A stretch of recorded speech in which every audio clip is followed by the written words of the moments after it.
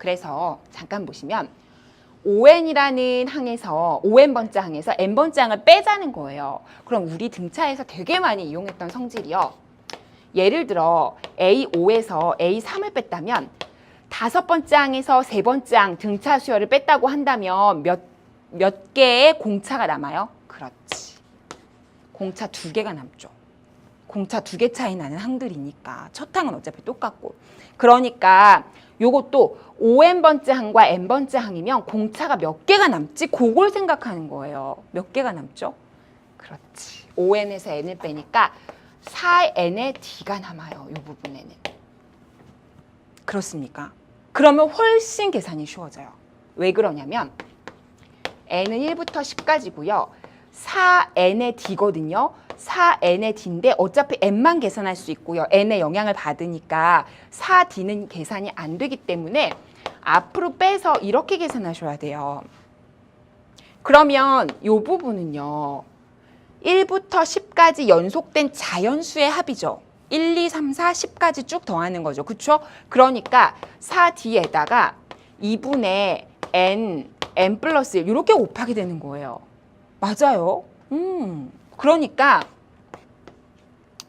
요 값 자체가 2D에다가 110 이렇게 되고요. 그게 얼마라는 거예요? 440이라는 거죠.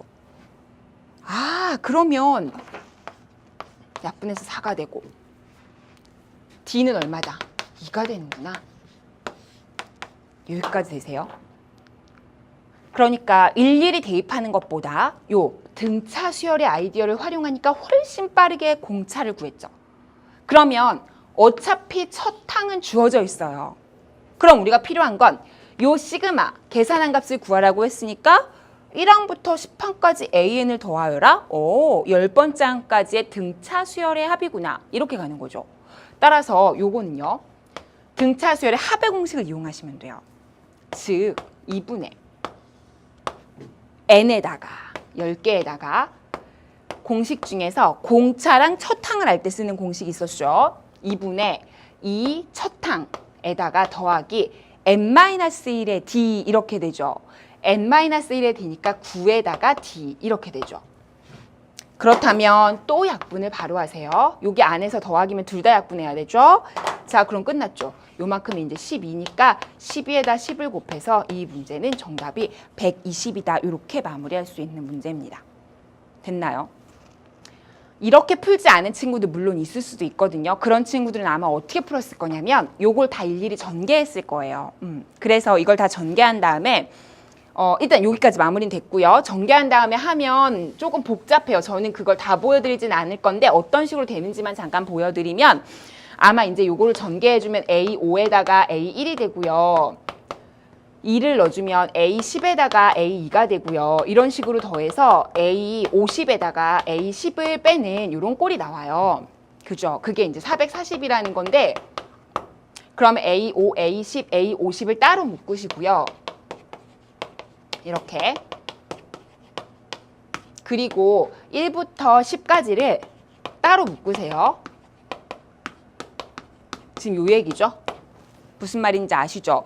그리고 나서 필요한 게 요쪽에 해당되는 거를 등차 수열, 어차피 첫째 항이 3인 등차 수열이라고 나왔으니까 요거 자체도 등차 수열을 이루잖아요. 그러니까 요거 자체에서 첫 항하고 마지막 항을 기준으로 해서 등차 수열 합의 공식을 쓰는 거예요. 그러면 2분의 첫째 항에다가 끝 항을 더해서 나오는 공식 있죠? A 더하기 L 그리고 개수 몇 개? 10개까지였죠. 이거 역시 등차 수열이거든요. 그 다음에 요거는요. 그렇죠. 2분의 A1에다가 A10을 더하고 개수 몇 개? 역시 10개. 그래서 이제 이게 440이다. 뭐 이런 식으로 가는 거예요. 그러면 이 A5는 A에다가 4D를 더한 거고 이쪽은 A에다가 49D를 더한 거예요. 맞아요. 그럼 좀 복잡하지만 숫자는 나오고요. 요거는 A고요. 요거는 A에다가 9D를 더한 거예요. 그렇죠. 그렇게 해서 첫 번째 항 3이니까 A 자리엔 3을 넣으시고 D는 모르니까 그냥 두시고 그리고 440이 나오니까 계산해 주시면 D의 값이 나와요. 알겠죠? 그렇게 해서 나온 값도 또 역시 아까처럼 2가 나올 거예요. 그리고 나서는 요 뒷부분 계산한 게 사실은 요거거든요. 그러니까 요 부분에 다시 넣어서 뭐 계산을 하든지 아니면 아까처럼 요거 계산하든지 하면 돼요. 제가 마무리는 안 할게요. 요렇게 했을 경우도 물론 답이 나와요. 근데 아까 한 거보다는 시간은 아마 배로 걸릴 겁니다. 그래서 제가 2부 마지막에도 얘기했지만 수열 문제는요. 너무 많이 어렵다거나 왜냐하면 숫자를 대입하면 나오기 때문에 너무 많이 어렵다거나 여러분이 상상도 못하게 나오는 경우가 별로 없어요. 뭐 예를 들어서 수학 외적 능력 활용 문제라든지 뭐 이런 이제 문제에 활용되는 문제들 아니고서는 이런 식의 계산 문제는 그렇게 어렵지는 않은데 그랬을 때 이 시간을 얼마나 단축해서 여러분이 풀 수 있느냐 그 능력은 좀 필요하거든요. 그러려면 자꾸만 문제를 보고 볼 수 있는 통찰력을 길러야 돼요. 그래서 여기는 요걸 보고 4n 차이 나니까 4n 디더라. 요걸 꼭 기억하자. 아시겠죠? 자, 그럼 우리 넘어갑니다. 27번입니다. 자, 이제 27번 문제는요. 함수가 있고요. 이제 요 함수는 보자마자 범위 나눠야겠다. 요